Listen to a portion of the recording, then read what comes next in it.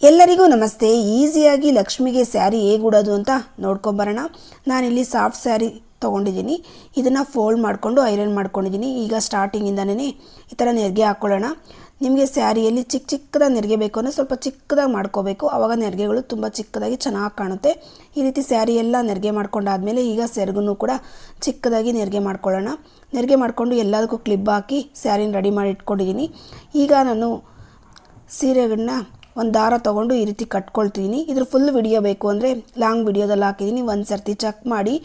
ಈ ರೀತಿ ಎಲ್ಲ ದಾರ ಹಾಕ್ಕೊಂಡಾದಮೇಲೆ ಈಗ ಟೈಟಾಗಿ ಕಳಸಕ್ಕೆ ಚೊಂಬಿಗೆ ಕಟ್ಕೊಳ್ಳೋಣ. ನೋಡಿ, ಈ ರೀತಿ ಕಳಸ ಚೊಂಬಿಗೆ ಟೈಟಾಗಿ ಕಟ್ಕೋಬೇಕು. ಈ ರೀತಿ ಟೈಟಾಗಿ ಕಟ್ಕೊಂಡ್ರೆ ಈಸಿಯಾಗಿ ಸೀರೆ ಉಡಿಸ್ಬಿಡ್ಬೋದು. ಈಗ ಈ ಸೆರಗನ್ನ ವಿ ಶೇಪಲ್ಲಿ ಹಾಕ್ಕೊಂಡ್ರೆ ಆಯಿತು. ಲಕ್ಷ್ಮಿಗೆ ಸೀರೆ ಉಡಿಸ್ದಂಗೆ ಈಗ ಲಕ್ಷ್ಮಿಗೆ ಒಡವೆಗಳನ್ನೆಲ್ಲ ಹಾಕ್ಕೊಂಡ್ರೆ ಈಸಿಯಾಗಿ ಲಕ್ಷ್ಮಿಗೆ ಸೀರೆ ಉಡಿಸೋದೆ. ದಯವಿಟ್ಟು ಚಾನಲ್ನ ಸಬ್ಸ್ಕ್ರೈಬ್ ಮಾಡ್ಕೊಳ್ಳಿ.